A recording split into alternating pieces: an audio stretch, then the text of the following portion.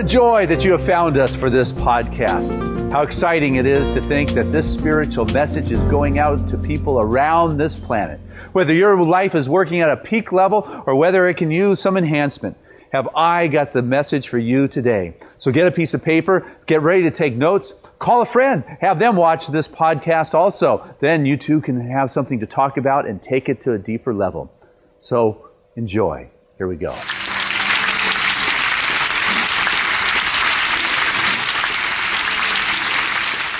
Good morning, Seaside. Can you feel it? Can you feel the brand new day? And this morning's message is Earth Day, and I'll leave us feeling that brand new day. And I just want us to start with a good sense, with the Earth Day, because good things are going on upon this planet. We are becoming more connected than ever before. We're aware of what's going on with our brothers and sisters on the other side of the globe.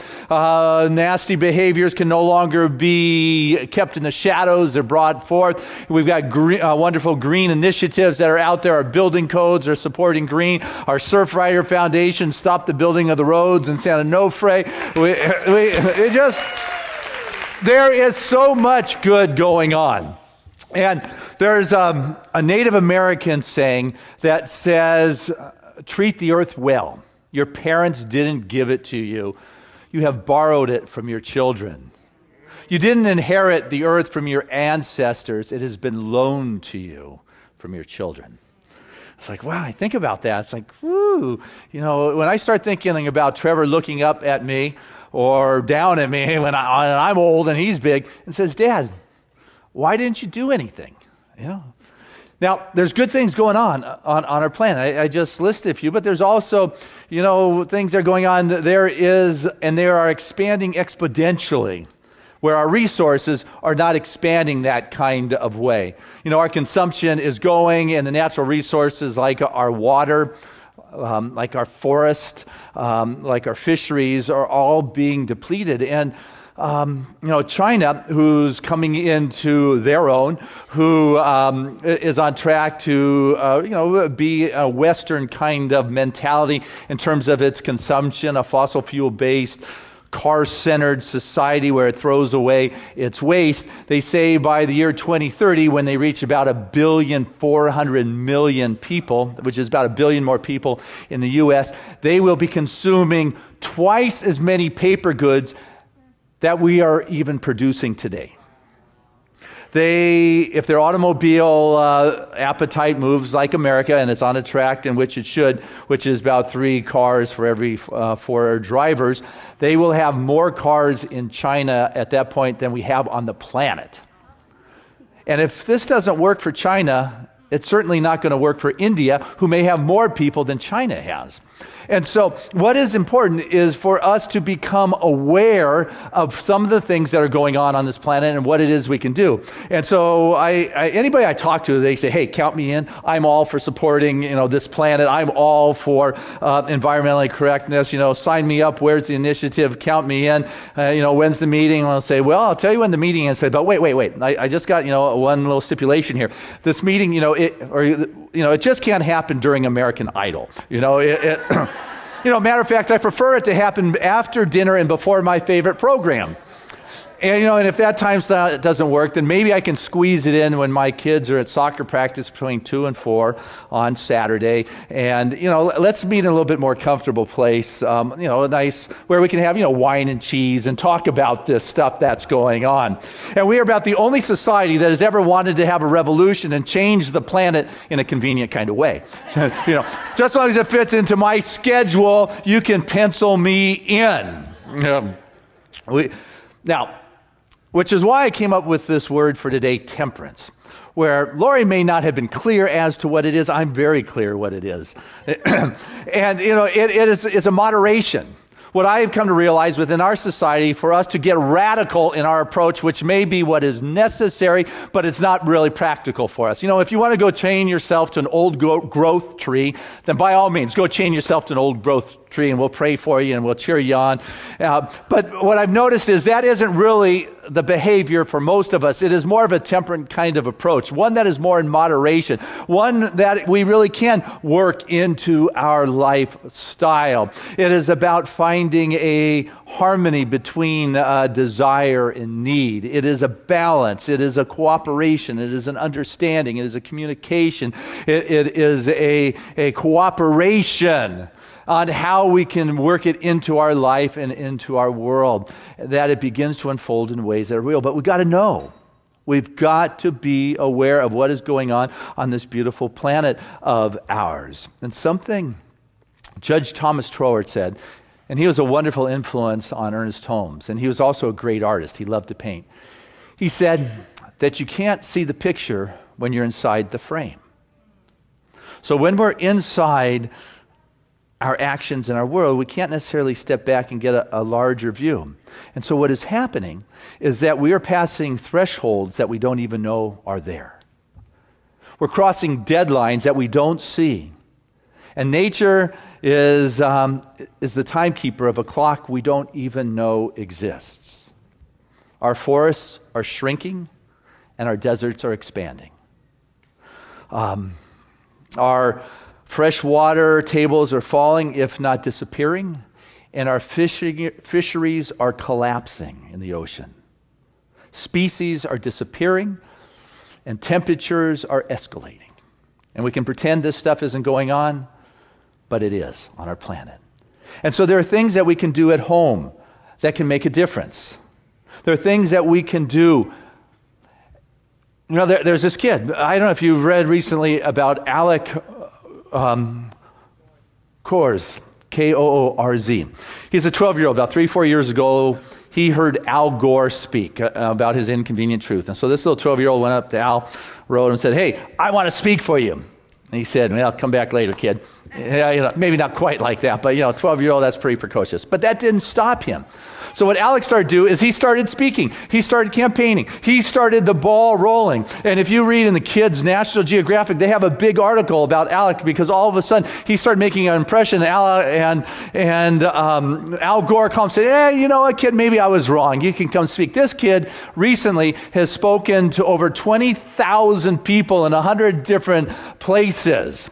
And now, and he's right from Ventura, California. Right now, he's taking on the federal government. He has a case in the courts saying, and he started this nonprofit called Kids versus Global Warming. He is suing the government as the top plaintiff in them taking away our children's future resources and not taking responsible for global warming. So some of you may have that kind of initiative. And what I've also noticed is there's other people that just like sit on the couch and scratch their heads and go, "Oh my goodness, this is so overwhelming. What am I going to do?" And so they decide to brush their already bare cat one more time. Maybe to go to the sock sale at Target, when they don't need any more socks, just because it is just so overwhelming as to what is it can I do here? But if you have the desire, you've got to take action. William Blake said, "To have desire and not to act is to breed pestilence." If you've got a desire and you don't act, if there's something stirring in your soul and there's no motion, what I want to tell you is get some motion going, because motion begins to get more motion. Motion begins to get you moving again. The best thing for action is to take some, and then after a little bit of action, you begin to desire to have more action, and more action, begin to start moving. You start to get going and rolling in your life, in your world. And granted, there's people who can come to the table like Alec, who doesn't bring much baggage with him, and there's people that show up that are loose and have that innocence, and their shoulders are relaxed, and they are not bringing the shame from their habits of yesterday. They don't have to try to eradicate yesterday. They are showing up and they're just being in a new kind of way. They're bringing a new kind of awareness to what it is that they're doing here in this life and in this world. They're listening to that soul stirring and coming forth in a new way that we may not have thought of. There are new ways beyond our present level of knowing on how to do things. And just because we're on this precipice of the challenges upon our planet, whether it is with too many plastic water bottles, bottles or trash bags or whatever it is, or the defortization, doesn't mean we cannot shift things in a quantum kind of way, but it takes a new kind of thinking, and oftentimes it's these 12-year-olds or the 16-year-olds or people who have the innocence and don't have the history from yesterday that need to be listened to. But I'll tell you what, they will look different than you and I in a little bit. Are you open to that kind of possibility? They were doing this well in one of the rural villages in Africa, and they didn't have a generator, and they didn't have electricity to be able to pump the well consistently. And it was a deep well. They couldn't figure out how to do that. And so what the organizers did is they did something called crowdsourcing. They put the idea out on the internet and said, anybody has any ideas on how to consistently get this water pumped out of the ground without electricity? And what came back was a curious idea.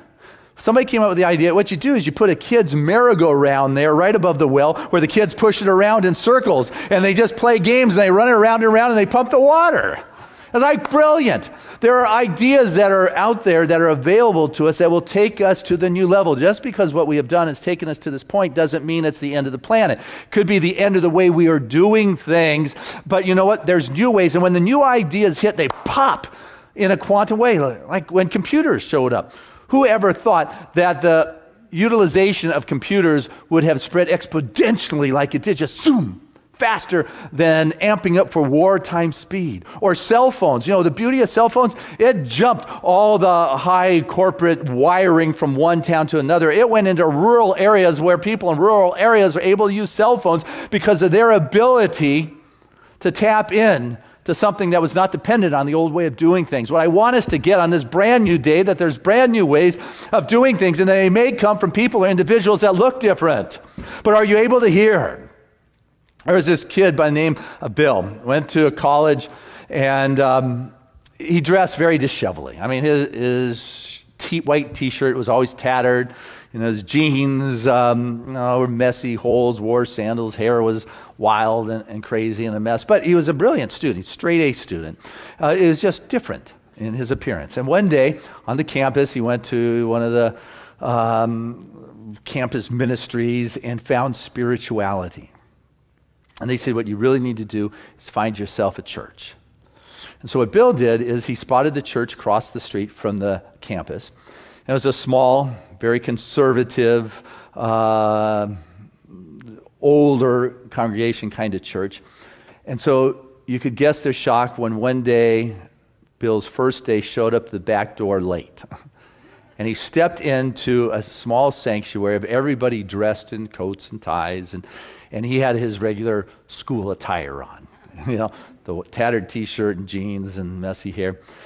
And there was nowhere to sit. He walked right down the center aisle, past everybody. No seats there, no seats there. Unlike here, no seats there. And when he got to the front, there were no seats. He, not out of disrespect, he just figured it was like a college classroom. You know, he just sat down right in front of the lectern and was ready for the lecture. Well, all heads are pointed towards him when the senior deacon of the church in the back row stands up, 80-year-old, staunch, you know, distinguished, silver hair, glasses, immaculately dressed, classy suit, starts walking very slowly down the aisle with his cane.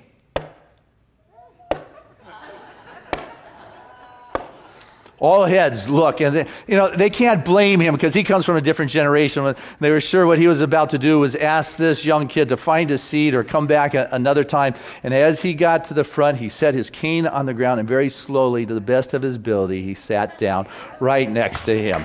Yeah. And that preacher guy said, you guys may not remember next week what I said from this sermon, but you will remember that sermon the rest of your life.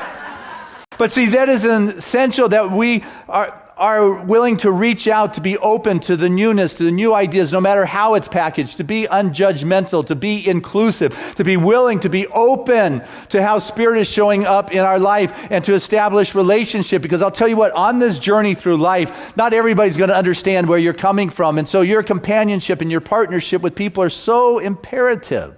One of the things we're doing in our mysticism class is we establish a prayer partner who is able to be there and understand where you are on your journey. As you are beginning to practice a little bit more temperance in your life and practice in a way that is a little bit more moderation in your behavior. Not everybody around you may understand, but to be able to be with people who understand that you're taking responsibility and authority in your life and in your world.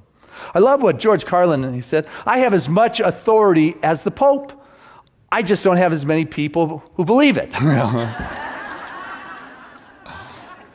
Yeah. You have the authority in your life, and to have a companionship of people who support you. Hey, what are you doing? Are you cutting back on those trash bags? Are you reusing your water bottles? Have you gotten rid of those incandescent bulbs at your house? Hey, have you had that energy check at your house? Has somebody come over, like SDG&E, and given you that free energy check, tell you how you could help save all of us, because we're all connected.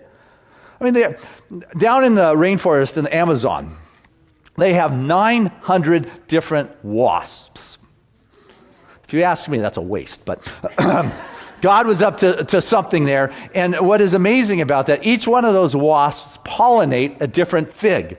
They all have their genetic responsibility to pollinate this fig. Otherwise, the fig wouldn't be able to produce, which wouldn't take care of the animals on the ground or the monkeys in the tree, which then become, food for the large animals, whether it's the jaguars or the piggees or whatever else is running around out there. And it's all interconnected. And you talk to the indigenous people, and they say, you know what, you try to pull one thing out, and you'll find it's connected to everything.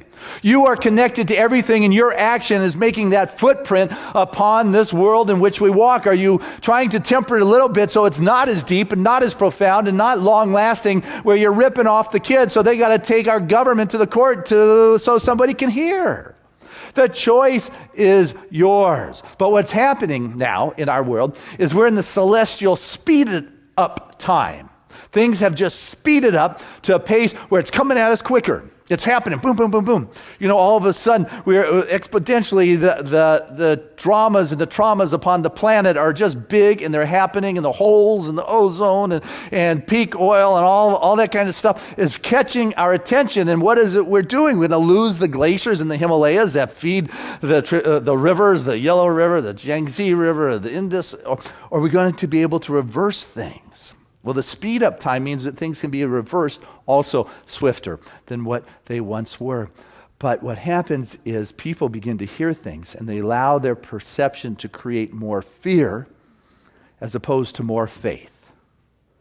Begin to hear this, and they begin to believe and have more faith in the limitations and in the fear and in the media and in the news than having faith in God, than having faith in the limitless. They have faith in the limitations as opposed to faith in the limitless. They have less faith in God and the possibilities that exist, whether it is crowdsourcing, whether it is coming through someone or something you didn't expect, or whether it is coming from a kid, or whether it is coming from the celestial beings that are out there. I know that there are answers that will assist us, because we're not the only planet that has ever gotten to a place where we're at this point where we're either going to use up the resources or figure out a new way to function as one collective species upon an organism, this beautiful blue-green ball that is floating out there in outer space. We're on this thing together. We are connected, and when we come to realize that, then I will begin to put my faith in that which is yet to be revealed. The greater yet to be is about to be known, and what I know is it's coming through you, it's coming through me, it's coming through us all through our little contributions. You don't need to get radical. You don't need to lie down in front of bulldozers unless you're into that. But, when Jesus was out in the water and he was sleeping, and the guys, and the storms got wild and they thought they were going to drown. Help us, help us. And he came out and he walked on the waters. He didn't say, you guys, ye of little water walking knowledge. Said, ye of little faith, faith. Are you putting your faith in the limitations and the fears? Are you putting your faith in the possibilities and doing what you can do at this point in your life? Doing what you can do, because I'll tell you an amazing thing here. The amazing part that we have is the amazing power of prayer. Yeah, it's a good thing. That works. And what's amazing about it is it's so simple. And And it's so simple that we forget or we don't bother working with it and thinking that's it. This prayer allows you to shift into a place of catching that divine vision of this beautiful Eden that we have been entrusted to pass on to the next generations, or as the ancestors would say, for the 7 generations on down the road. We have been given that ability, but as the Sufis would say, pray to Allah and tie your camel down. Native Americans say, pray to the Great Spirit and row your boat from the rocks. There's an English saying that says, pray loudly and hammer stoutly. What I want us to get is you just don't pray and go, you get out there and you do something. You get out there and take action. I hear so many people say, yeah, I do something. I say, what do you do? Well, I didn't really do it. Somebody I know has done it. I didn't really march or I didn't occupy, but I know somebody who did. I want to do what's convenient. I want to do it over Brie and Chardonnay, at that fancy shishi place between 2 and 4 on a Saturday when it fits into my schedule. You know what? You've got to be willing to be used by Spirit. You've got to be willing to be used by that presence of God. You've got to be willing to know that there is a divine presence that is seeking to express itself as you, and that you will begin to operate in a way that is more thoughtful as opposed to thoughtless. A lot of behavior comes from a sense of ignorance, of not knowing, and so we pass laws here, and we've passed laws that support the green initiatives. We pass laws that support housing initiatives. We pass laws that don't put holes in the ozone anymore. We pass laws for emissions. We pass laws that tax you if you use too much water here in the summertime. You hit the next tier praying and wishing you hadn't.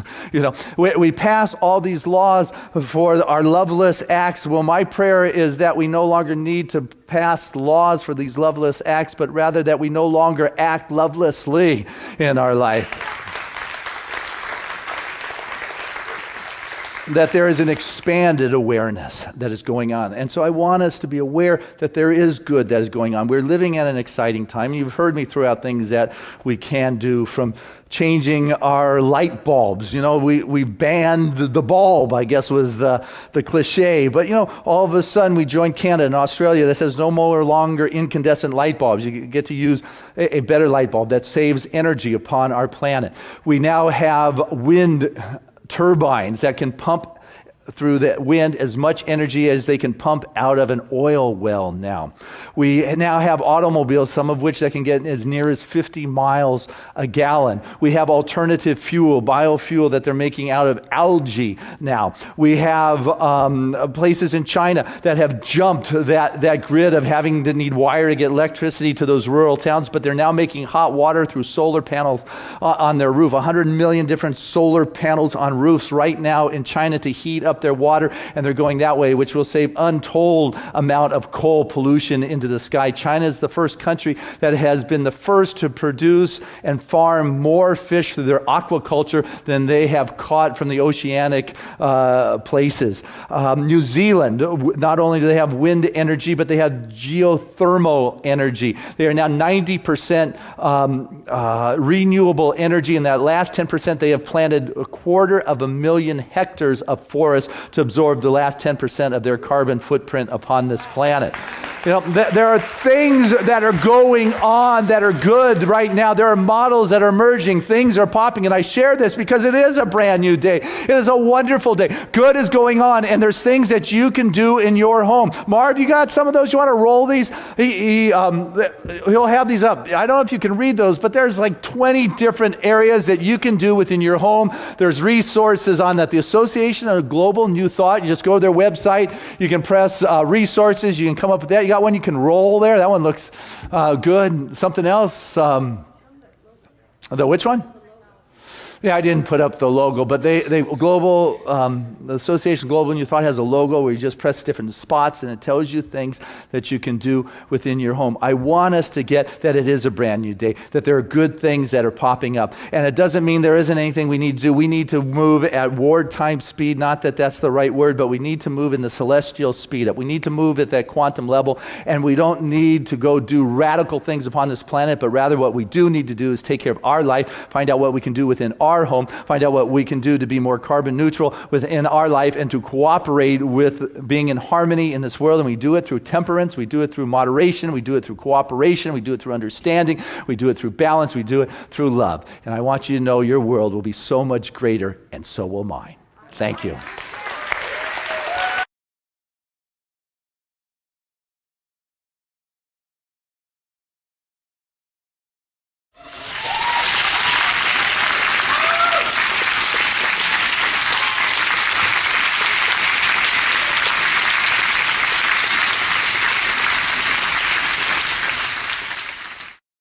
Again, a lot of heart and soul and passion.